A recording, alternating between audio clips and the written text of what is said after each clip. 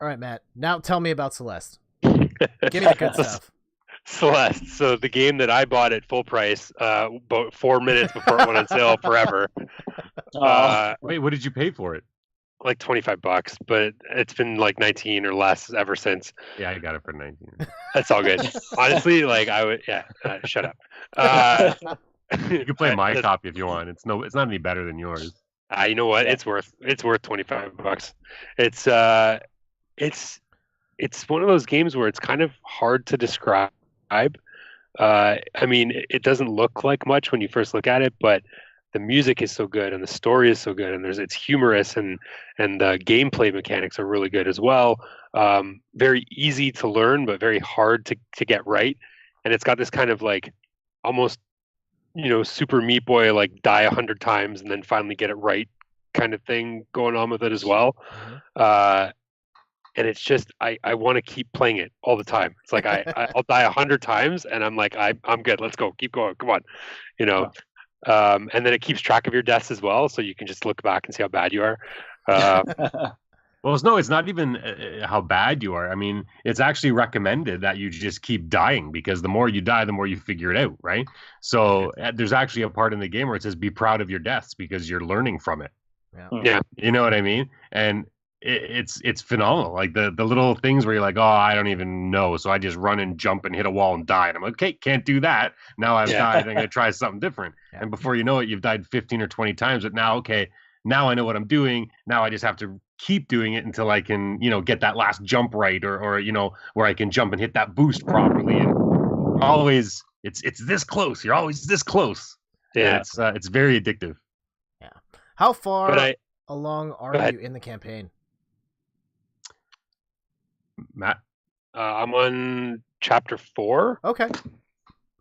So I'm past the hotel and past I'm near the end of the level, past the hotel level. All right. Yeah.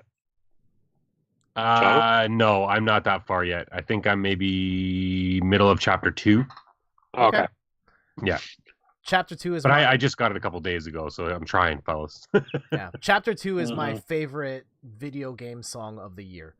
Yeah, it's so good. Oh man, that's just such a haunting track. Yeah.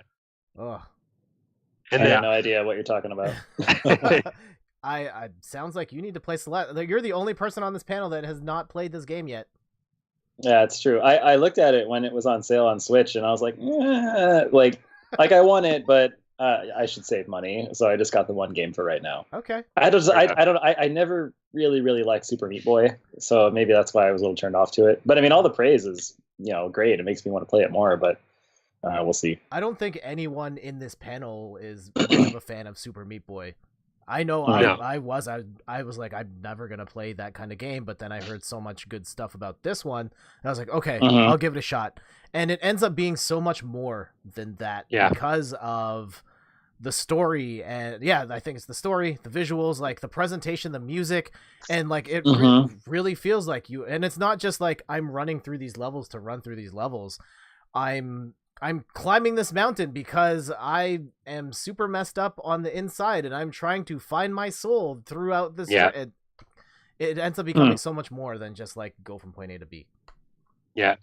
And I also find too, like you said, about finding your soul and stuff, all the conversations you have taken at face value just sound funny and comical. But if you read them under the context of this is all psychological, it's in her mind, it's in everybody else's mind. And what they're talking about, isn't what they're talking about. They're talking about like depression and all these things, like these psychological issues and stuff. And, half of it is reading into all the conversations and really listening. And I find myself going back and talking to the same person like multiple times because they always have different things to say. It's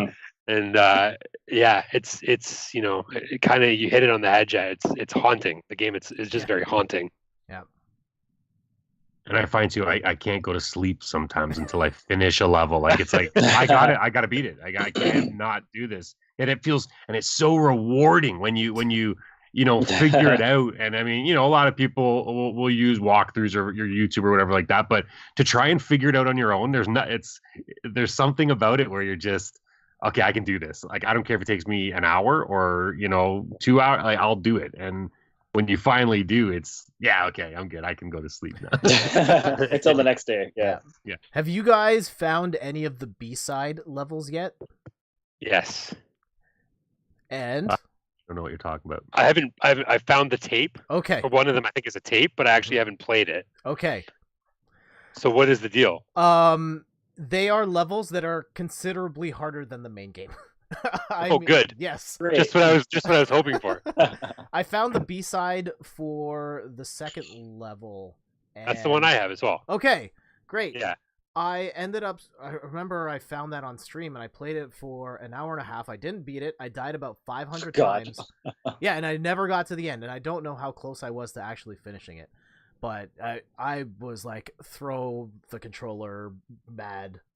But I think it did help me out in the end. Like, the rest of the game seemed more manageable after that, knowing that, like, okay, there is nothing in the main campaign that is as hard as this thing right now. Yep. Gotcha. Yeah. So, yeah, if you want that extra challenge, and, like, you don't have to do it, or you can just turn on all the assists, which is another neat feature of this game, is that you can really fine-tune the difficulty based on, like, anything that's giving you a challenge. You can give yourself an extra jump. You can give yourself the ability to cling onto walls longer. You can give yourself an extra dash. You can even just turn on invincibility and plow through the game if you really wanted to. I had no idea you could do any of that. Oh, you can do all of that, and it doesn't penalize you at all for it. Oh, huh. Yeah. Nice. That would make sense though with the story too, Yeah, right? They apparently they added it towards the end of the game where they're like, this is really hard, but we feel like we're saying something really important here that everyone should be able to experience in some shape or form. So yeah, they put all that stuff in at the end, and it's great. I still like dying and trying again, I'll be honest. I don't know if you know what those little strawberry things, or what are they? Strawberries, I guess. Yes. The little Yep. The funny part that got me was I think it was somewhere near the beginning where it's like, you don't need to get these. They're like, but they're just so you can show your friends that like you're really good at this game. And I was like, God, now I need to get them. You know, it's like, don't tell me that. Yeah, you can't just say it's like you don't need to get these, but you're like super awesome if you get them. And you're like, oh, now I got to get them. That's funny. But and I like the fact that you have to pick them out wherever they are, and then you have to touch ground for it to count without dying. So you have to, wherever it is, you have to touch the strawberry and then get back and put your feet on solid ground before you actually get the strawberry. So it's a whole bunch of strategy that goes into that as well. So it's not just jumping off an edge and hitting it by luck and no, exactly. Like you got to get back and live in order to collect it. Nice. So I did not get that many strawberries, admittedly, when I played. I think I've got like 14 or 15, and I'm on level 5, chapter 5. So if I was eating strawberries, I'd be very hungry. Yes.